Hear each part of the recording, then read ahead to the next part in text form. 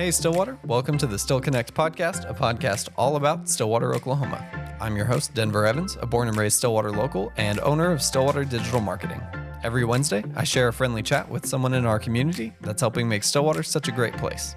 Whether you're a longtime resident or just a visitor, this is your place to plug in, stay inspired, and still connect with the stories that shape our community. And if you ever want to watch these interviews, you can check them out on YouTube. I'm really excited about this episode today. I'm sitting here with Jim Beckstrom, Executive Director of Dancing Turtle, Chairman of the Stillwater Community Center Foundation. How are you? You nailed it. Good job, Denver. Fantastic. How are you? Very well. Good. So give us some background, more information about you and all that you do. Yeah, so I married my wife here in 1980, so I've been around Stillwater since the mid-'70s, so this is kind of home. And my wife and I moved back here in 2009, and over a few years I got kind of involved in the community. We lived overseas forever and moved in here, and I've been embraced by the community. It's been awesome, and kind of got involved in more and more things. And the next thing you know, I'm, what you just said, Community Center Foundation and Executive Dancing Turtle Director. So, yeah. Doing all the stuff. Yeah, and it's hard to direct dancing turtles, I'm just telling you. So. They don't take orders very well. No, and they don't respond quickly enough. Right. Very slow response. Yeah, exactly. And you're also involved with the Washington School? I'm also chair of the Washington School Heritage Foundation. That is a African-American school that was basically taken out of commission in the 70s. It was Stillwater integrated, desegregated in the early 60s, and then that school has kind of been ignored for a long time, and we are so lucky that it actually survived because there were kind of bulldozers at the wall numerous times over the years, and the irony is that it's in a floodplain, which is probably the reason that it's still standing, because it's not an attractive property for people to redevelop. And so we're super excited about that because we actually know how to redevelop the school in a floodplain. It's going to be cool. So we're very excited about bringing that facility back to life and to honor the African American community here in Stillwater, and also kind of a regional recognition of the educational system for African Americans in this area. So we're excited about that. That's really cool. So what is that building going to be used for? Is it going to be sort of like a community, so that's a great functional question. building? Kind of the guide points. The guide points for us are, yes, it's going to be a community space. It's a City of Stillwater property, and it's going to be available to the community to use. And kind of one of the things that keeps bubbling to the surface is that it's going to be an event space, a space for people to get another gathering place. We've had this one, like the community center, which we're sitting in now, has a big gymnasium, which the Washington School has kind of a twin. And this thing is oversubscribed a bit, so it's going to be awesome to have another facility available. Plus, there's a big development going on 12th Avenue where the school's located in the health corridor. And it's kind of a massive athletic facility in addition to kind of human health and medical facilities. And so there's kind of no doubt that facility is well positioned to provide service to the multiple athletic events and community events going on down there. So we're excited about that. It's also going to have a heritage element. So a part of that structure is going to have exhibits and things to honor the African American community, the school itself, and kind of the history of African American education in the region. That's really great. Yeah, sounds like a lot of good stuff. Yeah. So what's the timeline on that project? Never fast enough for me, but that's a personal problem. We will probably put a new roof on the gymnasium this year. That came a little quicker than we were hoping. Not that it didn't need a new roof, but the entire roof blew off back in the big, when did we have the fires? February? March. Yeah, all those winds just literally peeled the roof off the gymnasium. Oh, wow. And so we that kind of went from like priority number 2 to like priority number 1. And so I think we did a big fundraiser a couple months ago. Last month, holy cow. We gathered enough funds to be able to fund the replacement of that roof. So we're super excited about that, and we'll be working with the city to kind of keep that moving along. I mean, there's an outside chance that facility is open for use in 2 years. Great. Maybe 3, so we'll see. Very exciting. I guess it all depends on how fundraising goes, right? Yeah, I mean, the city does not have money allocated for that project. Right. So it's all private.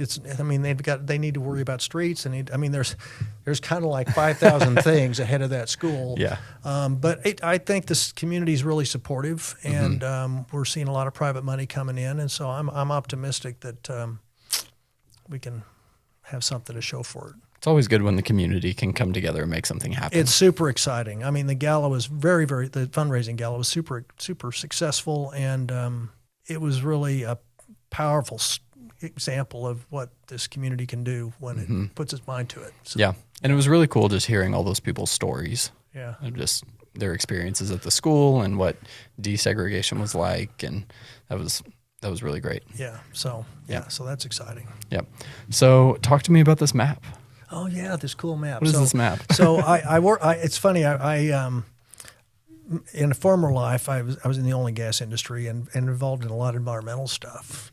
And I got involved in one area, and we had this consultant helping us. He was a graduate of Texas A&M, a proud Aggie, okay, and a real character. And he would have printouts. Okay, this is on the early days of kind of computers being applied, and he would have maps printed out, and then he'd color on them with crayons and colored pencils. And he would call it Aggie CAD. Oh, and no. So I am stealing his branding a bit. Yeah. And so this map here, or this figure here, is Jim's Aggie CAD of something that's PowerPoint was never intended to do, but it's been used and abused by me for decades. So what you're looking at is a layout map for Dancing Turtle 2025. And there's 2 city blocks involved. The city block where this building is, which is the Stillwater Community Center, used to be a high school. There's been schools on this block since the late 1800s. Wow. So this was the last permutation of a school on the block until it was closed and replaced by the new high school in the 60s. And it sat kind of in various levels of use and abuse for a while, and the city finally kind of kicked in with a bunch of private money again, and now it's a very, very, very busy community center, like 100,000 threshold crossings a year type busy. Wow. So that's this block, and it has the capacity of handling about 2,000 people simultaneously, and that's just the first level. By the way, the second floor is empty. So if anybody's looking for a great opportunity to invest, okay, anyway, got 20,000 square feet upstairs that's looking for something to do.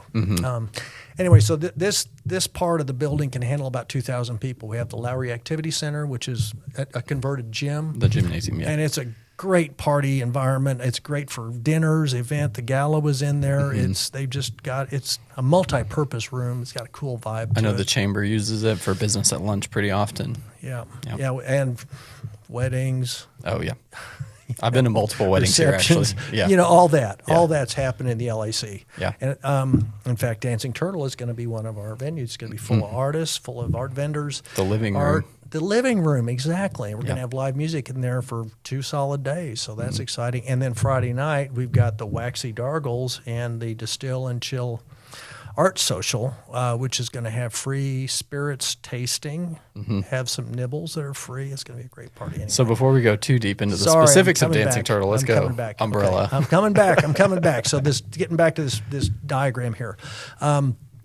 We've been in the planning stages for Dancing Turtle 2025 since July of 2024, okay? Yeah. And that's going to happen again this year. As soon as we're done with Dancing Turtle 2025, we're going to start back up and start cooking up diagrams like this, like immediately, okay? And so, in fact, tomorrow night, this diagram is going to get nailed down. We're having a lock-in. Nobody can leave until we all agree on the team where everything is going to be when. Yep. So we have 2 blocks involved. We have this block with the community center. So the event this year is going to be in July. So it's going to be this is going to be a very popular space because it's air conditioned. Right. So Very popular. Late July in Oklahoma, people tend to migrate towards cool spaces. So I expect a lot of traffic in here, and it's going to be full of art. Every room pretty much is going to have art on display and art vendors and artists. We're going to have live music all day long. We've got 2 music venues in here, actually. Room 121 is also going to have an open mic type thing, which I'm sure is going to be plenty busy all day long. Yep. So that's Block 35, and Block 34 is next door. And Block 34 is a development that is has been in the works in concept for decades. The city of Stillwater has had a vision of something big happening in downtown Stillwater for a really, really long time. And about 15, I'm going to have my numbers a little bit wrong here, 15, 20 years ago, the city of Stillwater started aggregating ownership of properties on the city block number 34. And back in 2017, they formed an advisory group that I was part of. And said, go figure out what to do with this thing, okay? And here's kind of our rules. I said, okay, fine. So we went off and started doing our thing. And one of the things we had town meetings. There were public meetings. We took input from the community. And kind of some of the common messages are we want an outdoor music venue, okay?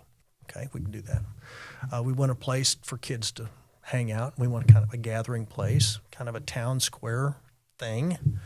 We just want to get together. We want to hang out, which we don't have. Stillwater never had a town square. So this was kind of our town square after 110 years of being a community, right? Can't rush into these things. Once we're a city, now we get a town square. Yeah, right. So so that block is going to have a national level stage on it, the Kicker Sound Stage.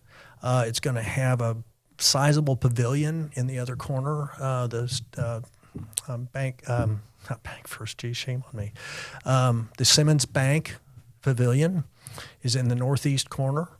And it's a big shaded area, which is going to be really popular in July. Again. Right. Okay. It's going to have 3 children play areas. We've got a kind of a conventional playground, small conventional playground, and then we have a music playground full of musical instruments for kids to do their thing. And then we have a splash pad that is also a computer-controlled fountain that has lights built in. So kind of shoots water out of the ground sort of thing. Shoots water out of the ground, and you can make them any color you want. You can program it to be any level you want. So anyway, the city staff is getting trained up on there as we speak to figure out how to program that thing. Yeah. So that's happening on Block 34, and it is Dancing Turtle 2025 happens to also be the grand opening. Happens to be of Block 34. And the irony of that is that we had aspirations of Dancing Turtle 2023 being on Block 34. Oh, so, yeah. Things got pushed back. Some things for a lot of good reasons, actually. The city stepped in and did a bunch of infrastructure improvements that probably delayed everything about 18 months. Yeah. And I don't mean that in a negative way. They had to think about it and figure out how to get the money. And so they kicked in, $5 million, $6 million bucks. Wow. So it was. I mean, it was a big deal and really helpful. Mm-hmm. So and sets everything else up after for success. Yes. So we actually designed Dancing Turtle to kind of showcase and leverage the assets we have downtown, which is the community center, right? And now this kind of absolutely awesome facility that's going on up next door across the street, Block 34. I mean, we're going to, the diagram, I don't know if they're going to be able to see this or not, but... those of you who are watching on video, you see the diagram. Those of you listening, you're missing out. Anyway, we've got upwards of 5,000 person capacity between these two facilities. And so we can really handle a crowd. Yeah. And I think it's going to be a lot of fun. Plus, people are going to be pouring into downtown too. So, so 5,000 at a time. Hopefully with some, just in this space. Hopefully with some if you're kind of busting at the seams and everybody's moving out into the bars and restaurants in downtown Stillwater, you handle lots and lots of people. And I see that happening actually in the future, maybe this summer. Yeah. So paint a picture of Dancing Turtle, and not the logo. Not the painted turtle that is the logo of Dancing Turtle, but give us the vision of all-encompassing elevator speech of Dancing Turtle. Interesting choice of words. Paint a picture. Paint a picture. Okay, Paint a picture of an arts festival. Yeah, right. Yeah, so that's good. So this Dancing Turtle was an all-arts event. Our philosophy is that the bigger the art party, the better. We kind of like to think of the concept of Dancing Turtle as a funky and friendly arts festival. We've got visual arts, sculptures, paintings, the conventional art festival type thing going on. We've got a high school art competition going on as part of that. Got 5 live music venues, so we're kind of going big, and we're looking at making the party even bigger. Every year we have a dance element, which is very unique. We believe we have the only regional dance concert that is a collaboration from dance companies across kind of the state. Very cool. They come in early Saturday morning and cook up a program. They make it up together. that day? Yes. Wow. Okay. and then they're on. I mean, the curtains open at 3:00 and it happens, and it is amazing. Yeah.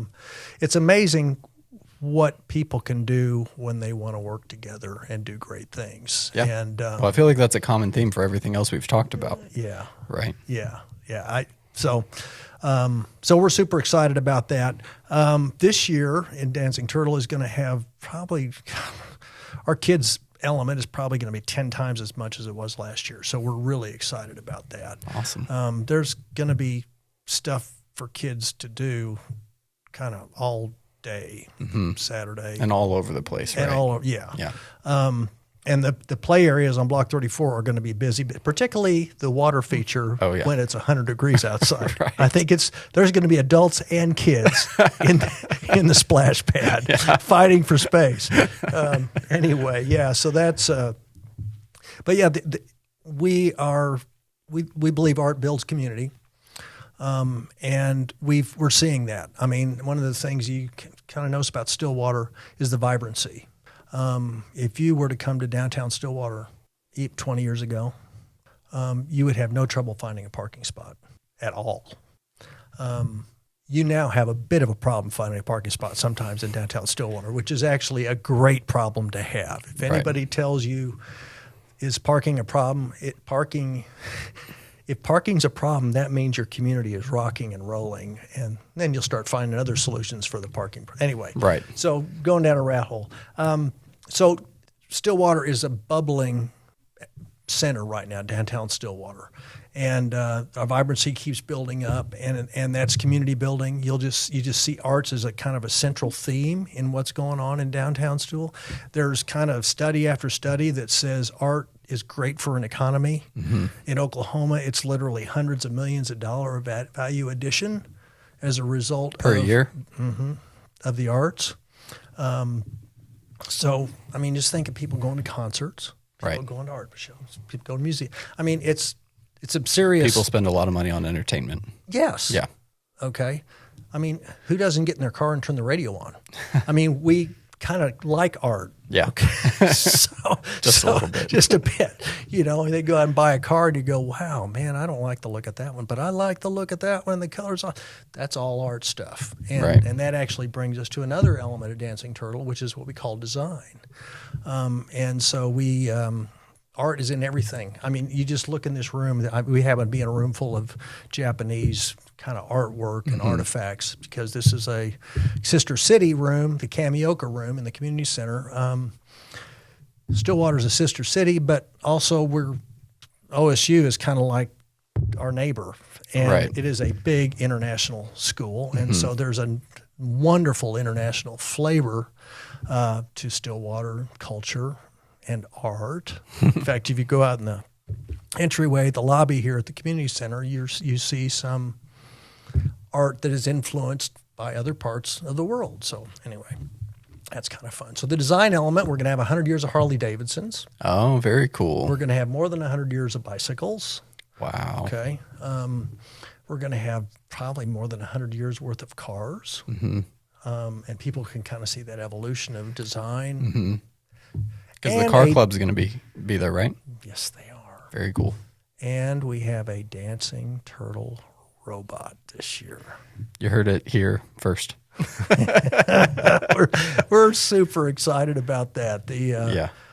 It's another advantage of having a university kind of is that the college is the university is kind of all in on Dancing Turtle this year, and we're super excited about their involvement. And one of the senior engineering teams designed a dancing turtle robot, which will dance with you. So you just have to come down here and have a dancing turtle as your dance partner, and it'll be fun. So we're kind of about STEM and design and kind of the full spectrum, and we're going to have more. I mean, 2025 is going to be huge, and 2026 is going to be even bigger because we've got people saying, well, why don't you do culinary arts? Why don't you do...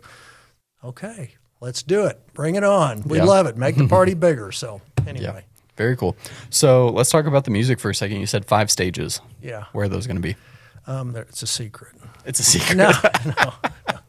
Come and find out. No, we've got the living room, which is in the gymnasium / auditorium. Lowry Activity Center is the official name.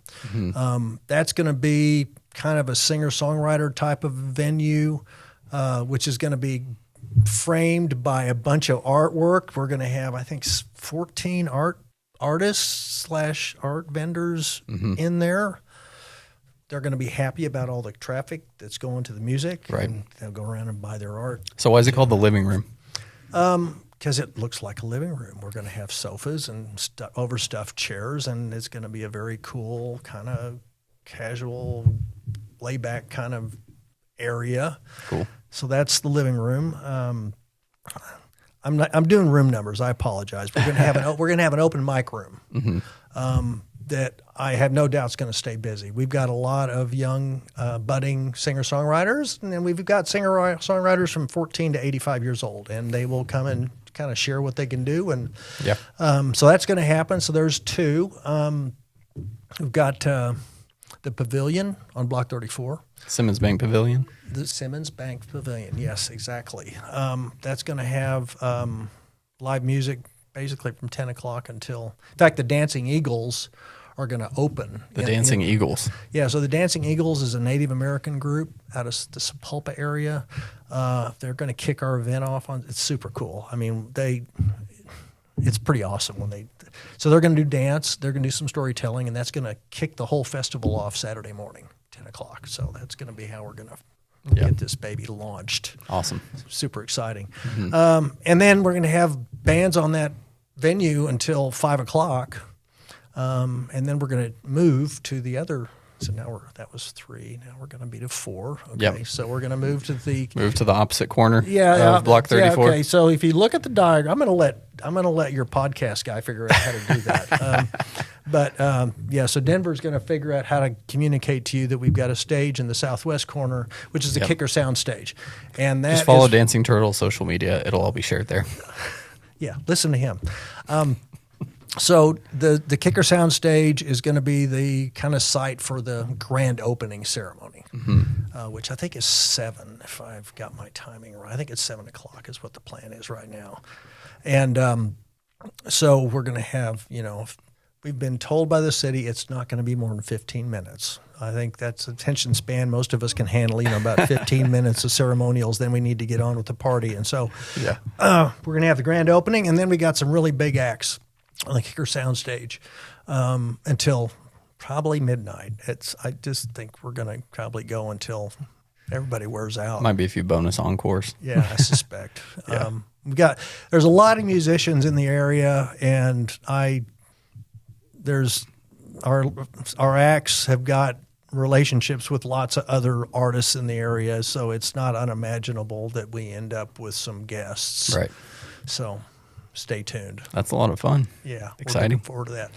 And then 5 is Stone Cloud. So Stone Cloud's going to have kind of the more raucous we're kind of leaning to family friendly, you know, and kind of, I don't want to say laid back, because the performers on the pavilion and on the Kicker soundstage are not passive. They're going to be a little more rock, not so much acoustic singer-songwriter Right. like the living room and the open mic. Right. So those are going to be more rock, but then Stone Cloud's going to be more like Off the rails. pretty heavy. Yeah. Punk rock. Yeah. Parental guidance recommended. Explicit tag warning. You're not going to have the parents putting their hands over the kids' ears on anything in Block 34 or the community center. So but definitely a Stone Cloud. definitely Stone. Well, you don't know. It just depends on who's up. True. and how things are rolling. But anyway, Stone Cloud's actually a great place for families. Don't get us wrong. It's a very family friendly space, and that's just going to be that super cool venue. The extra loud music. Super loud. Yeah. It's going to be awesome. Yeah. So, and who knows, between now and then, some of the other local venues may kick up and they may try to do something too. So we'll see. That's what we're trying to do. That'd be really cool. I imagine some bars will have open mics and stuff like that, or probably bring some musicians in. I know if I had a bar, I would be leveraging what's going on down here. Anyway. So is that kind of the vision, is that it doesn't become just this like community center Block 34 Stone Cloud thing, but that it just kind of grows and just becomes this kind of whole big downtown music, arts, every level of celebration of the arts. We would love for the whole town to just kind of go nuts and just really, and that happens if you look at some other big communities, other communities where something like this has happened. If you can keep the energy up and add value. I mean, one of our kind of underlying focuses is we're trying to increase, help businesses in Stillwater, help the community grow, right. Kind of create more opportunities for the arts and help the vibrancy of the town.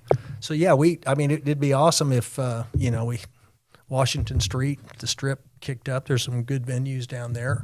There's numerous other venues in the Stillwater downtown area. And another little plug for downtown. We would be a great venue for a really big music festival. We got like 7 stages within 5 blocks. That's what Dancing Turtle needs to be. We're getting there. We're getting there. We're super excited. Yeah. So, I mean, that actually kind of is a good segue to talk about the Block 34 music programming. Okay. If that's okay, or unless you want to keep talking about it. We can go back to Dancing Turtle. Well, we're just talking about whatever. We'll just roll. Okay. Yeah. So, thanks to the very generous contributions of Kicker, they donated a serious chunk of change to enable 10 years of program funding as well. And so we are going to have live music first and third Saturdays, August, September, October this year. And they're going to be real acts, and it's going to be a blast. We got a Shred Fest in October 4th, I think it is. Is that right? Yeah. October 14th, we've got, I'm not going to name names yet, but we've got a very, very serious singer-songwriter. So first and third week, so August to September to August 4th.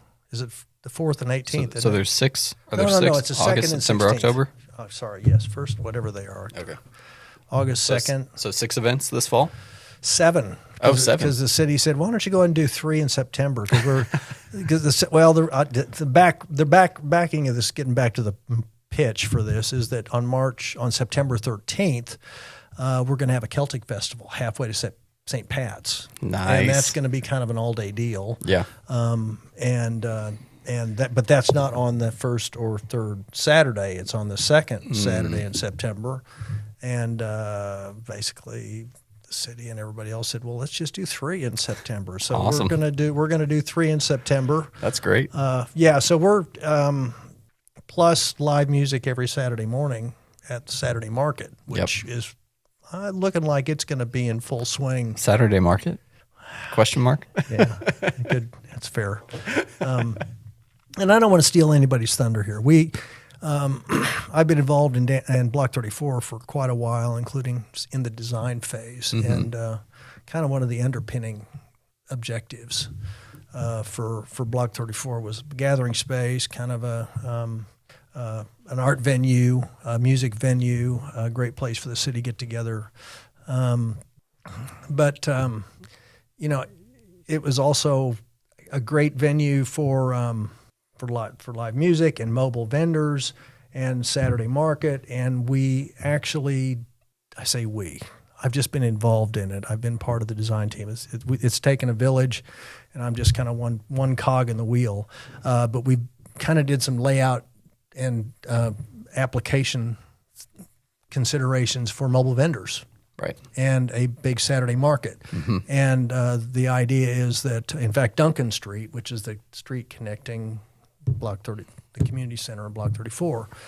On the left side of Block 34, for see those all of you the who are white looking. and blue here in the middle? All the white and blue in the middle. Yeah. That's this is for Dancing Turtle, so those are vendors / artist booths. But they're also that street's being configured for Saturday market. Mm-hmm. And they're actually going to have temporary bollards on the street so that you can make it a pedestrian connection.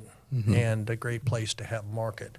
And we're going to provide live music every single Saturday morning to support that. So we're optimistic that I know the city's working really hard and they're working with kind of a team to make something amazing happen there. And if you've ever been to the Boulder Market or Scissortail Park, I mean, there's some great analogies where you've got these big Saturday markets and folks show up and kind of make a morning or a day of it. Yeah. So stay tuned. Well, and it'll be really cool on the days where the market and the events are happening. Which is going to happen twice a month. Yeah. So it's just going to kind of be one big long day to hang out downtown. Come and go as you want. Exactly. Go, yes. Buy some stuff from some local people, stick around for a concert. Yeah. I mean, I'm sure there's going to be food vendors, food trucks, all that good stuff. So or just go walk one block and eat downtown. The block is set up with power plug-ins for food trucks on east and west sides, so no generators are needed. Perfect. And we got lots of power available. That helps a lot with sound because, I'm sure we've all been to an event where there's a food truck with a big generator, and so that'll be really good. Yeah. Set up for success, kind of what we were talking about them taking all that extra time. Yeah. Worth it. Yeah, absolutely. Absolutely. I mean, Duncan Street's going to be like 60 feet wide, Wow. So it's going to be able to handle a lot of. They can have rows and rows and rows of vendors. Yeah, exactly. I mean, we kind of can easily get 60 in there. We're looking at layouts, so it could be even more. And then we've got places to overflow into as well. So yeah. Very cool. So tell me a little bit more about what's going on with the Dancing Turtle events, like the kids events and things like that. So you said a little bit of everywhere. Great question. Let's talk about the kids events because this is good. So this year we're going to have bicycle decorating. So kids bring their bikes down and they decorate them. And are the supplies? And we're going to have supplies here. But you're certainly welcome to decorate your bike before you bring it down. Pre-decorate. Okay, you can do some. I mean, it's we're kind of easy going on that whole thing. But yeah, we'll have supplies. Bring your bike down, and you can get it decorated like you want. And then I think 10:30 we're going to have a bicycle parade around Block 34. So that'll be fun. Yeah. And I don't know that there's an age restriction on that. So they may be kids of all ages type of a bike parade. Yeah. So, and then we're going to have something that is very appropriate for Dancing Turtle. We're having a slow bike race. So what is a slow bike race? Yeah, it's very deliberate. So it's this is something that has been a thing for a long time. I have been a member of Yost Lake for years, and they've had a slow bike race for a long time. So that was kind of the inspiration. Okay, is that you guys had one? But it's not, they were not the origin. There's actually, if you go online and type in slow bike race, you're going to see. So the slow bike race is the last one across the finish line wins. Okay, and so you're trying to just barely. Exactly, as you would expect. There's rules. Right. Okay, and the rules are you can't put your foot down. You can't run into anybody else. It probably can't good. be a full contact slow bike race. But yeah, you can't put your foot down. You have to keep moving. And I mean, the rules are online. So go look at dancingturtle.org. Yeah. Okay, fine. Yeah. Yeah, and I think if we're successful in getting the word out, there could be multiple heats. It's going to be fairly short. Yeah. The distance is fairly short. Just depends on how many people show up and sign up. Right. Yeah. Right. So, and there's prizes for that. Big prizes. Oh, yeah. $100 for the slowest. It's just so funny saying the slowest. It's like golf. The low score wins. True. Right? Okay, True. Yeah. fine. Yeah. Anyway, it's like yeah. golf, but bikes.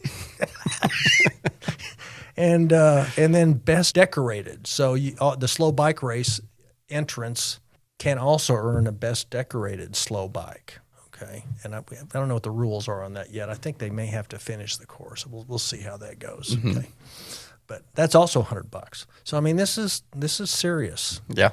It's serious. So, Very fun. yeah.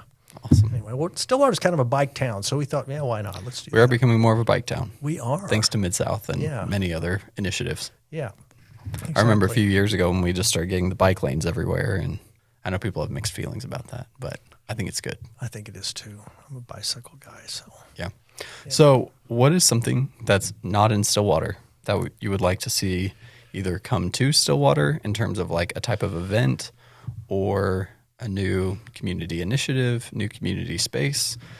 You can't use the Washington School and you can't use Block 34. Okay. Well, Elvis, if you're listening, I would. Because we all know he's still around. Yeah. You're welcome at Stillwater. You're welcome. Maybe that's next year's the best Elvis. Yeah. Okay. Hold that thought.